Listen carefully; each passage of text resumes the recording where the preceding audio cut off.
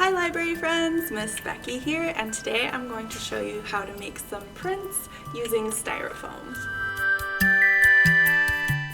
Printmaking is an art form where you use a matrix to transfer an image onto a piece of paper. The matrix can be wood, glass, metal, or a different type of material that has an image carved, etched, or chemically transposed onto it. A matrix is kind of like a large stamp, and the magic of printmaking is that it allows the artist to make multiples of the same type of work. If you want to learn more about the different types of printmaking, you can look at the link in the video description, which is from the Met. For our project today, we'll be using Styrofoam plates, and we're going to be doing a relief process, so we'll be carving into the plates using a pencil, and then we'll make prints. Let's get started. For this project, we'll need Styrofoam. You can either buy Styrofoam printing plates, which are what I have here, or you can use leftover Styrofoam from takeout food containers.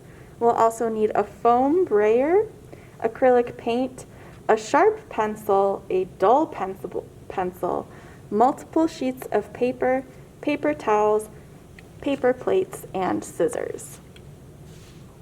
Since we'll be using a brayer to cover our plates in paint, each plate will end up being a uniform color. So if we want multiple colors in our final product, like how I have here, we'll actually need to use multiple plates to achieve that goal.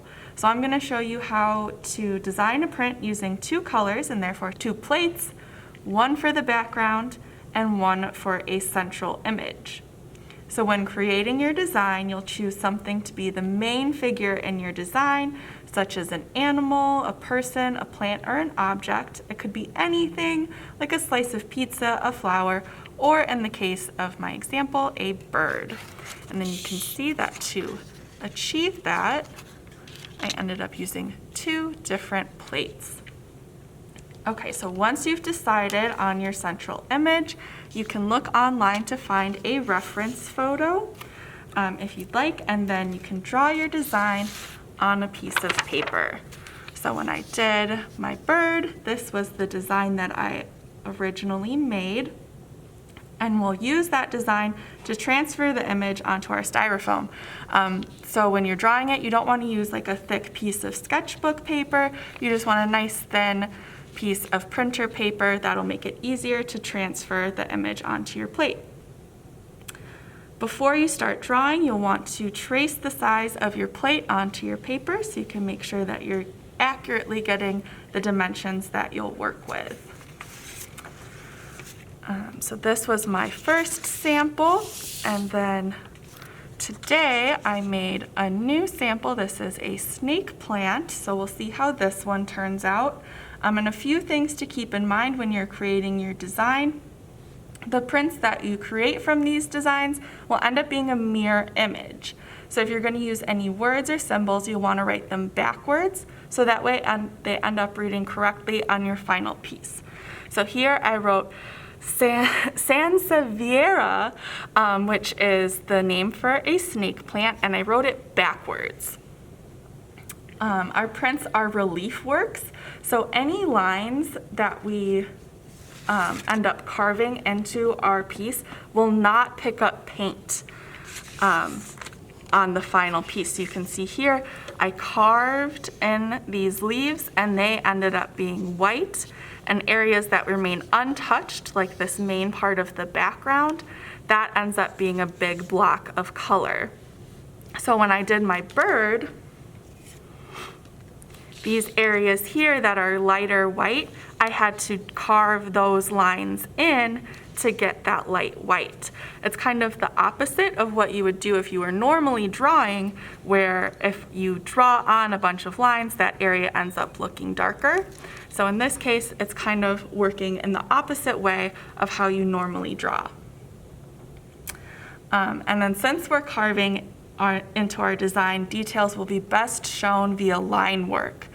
So if you want to show shadow or light, anything like that, you'll want to use probably cross-hatching or hatching to show that texture. So here you can see I added some cross-hatching in the background to make some light around the bird, and then these feathers, that's hatching, so they're just kind of single lines. So now that we have our design made, we're going to transfer it onto the plate. So to do this, cut out your design so it's the same size as your plate, then set it on top of the styrofoam. Then we're going to trace it using a dull pencil. So here you can see my pencil is very dull. We want a dull pencil because it's easier to maneuver it over the styrofoam. So what we're going to do is trace over our design, and when we push in, that will make indentations in the styrofoam, which is kind of how we carve into the styrofoam. So this first plate is just going to be the background. So I'm going to do one color for my background and one color for my plant. So I'm still going to trace outside around my plant, but I don't need to trace in these details on this plate. I'm going to do a second plate for that.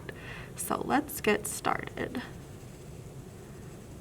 As I'm going, I can feel that my pencil is pushing into the styrofoam, which is what I want.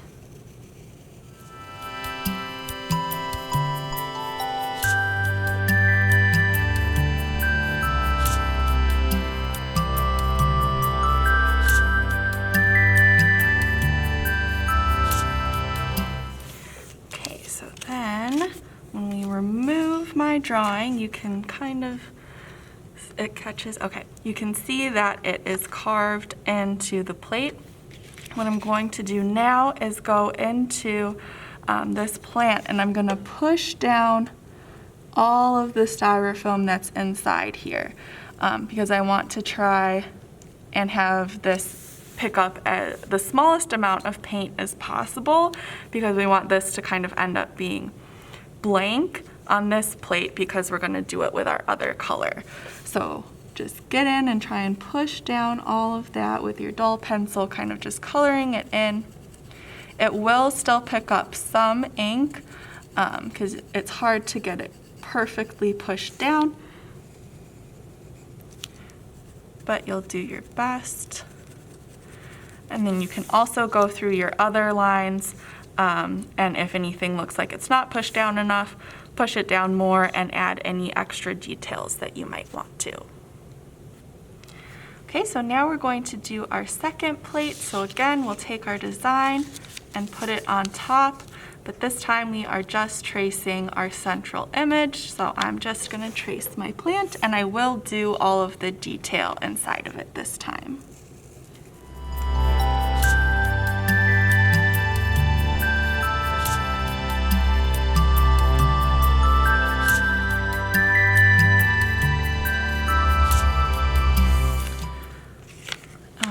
So then you can take your design off and you can see how it looks. If there's anything that you think needs to be done more, you can carve it in extra. And if not, what we're going to do now is cut this out with scissors. So that way, when we go to make our print, this one will be able to just fit right in the blank spot that we left for it, and we won't end up with any extra paint or anything that goes over on the background that we have here. So our plates are ready and it's time to start printing. So I've set up our printing station. I have a paper plate with my first color on it. This is what I'm going to roll the color onto the brayer using this paper plate.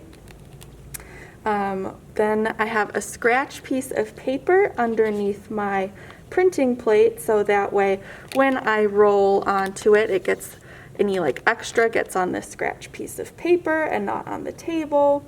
And then I have my paper that I'm going to print onto. I'm just using cardstock today. You could use any type of paper. I would suggest a thicker paper, but it could be cardstock or watercolor paper or paper you would paint on, or they do make paper specifically for printmaking. Okay, so the color I'm going to use for my background is a light pink. You'll want your background color to be lighter than the color that you use for your central image, because you will get some marks there where you cut into, so you want it to be lighter so that way when you put your second plate on it, the darker color kind of will cover that up and it'll still be really vibrant and visible there. All right, so let's start here with the pink. So you just roll your brayer into it. You want to get it nice and covered in paint. Since the brayer has a sponge on it, you will need a lot of paint because it kind of soaks some of it up. Let's see if this is good or if I need more paint. That looks pretty good. So just roll it all over your plate. Get it nice and covered and saturated. Okay, then we're going to take it and I'll use just half the piece of paper for this one. Set it down there. Then I'm going to take a scratch piece of paper, put it over the top, and then I'm going to use my knuckles to burnish it, is what this is called, into the other piece of paper. So I'm just pressing really hard with my knuckles, kind of working in a circular motion to make sure all the different parts of the plate get pressed against the paper so the paint transfers from the plate to the paper.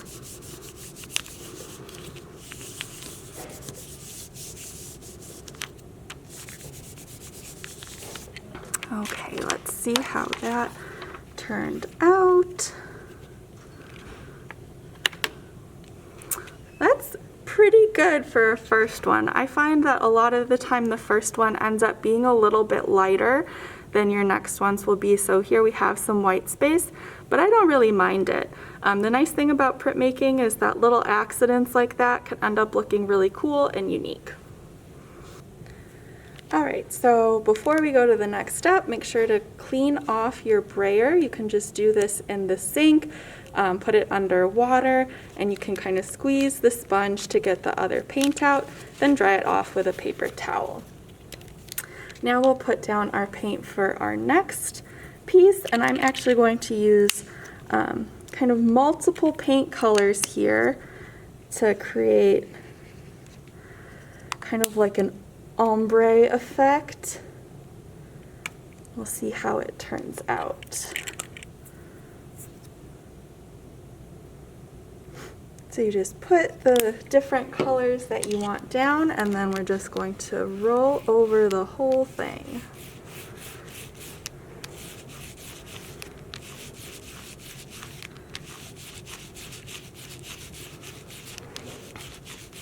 Okay, and once my brayer is nice and saturated, come over here and put it on my plate. Then going to take the plate and very carefully line it up here. Get as close to being right on the mark as you can. And then get a piece of scratch paper again, set it over the top, and burnish your plate. Just want to make sure I get all of these little details. Okay, the moment of truth. That turned out pretty nice, yay! And then you can play with the different colors, so you could do something that has multiple tones in the background and a single tone for your central figure, or different tones for your central figure. You just need to wash off the styrofoam and then you can switch up the colors. And voila, our prints are complete. You can go ahead and cut them and trim them down to size around the outside. And I think it's important to keep in mind that when you're printmaking, like I said before, sometimes things can get a little messed up. But some of those mistakes or choosing to do things multiple times on the same piece of paper can end up looking kind of cool and intentional. So keep your happy accidents as well, because you might end up thinking that they're pretty cool. Thanks for creating prints with me today. This technique is a fun art project, and it can also be used for creating cards and gifts. Make sure to like and subscribe to our channel, and I'll see you next time.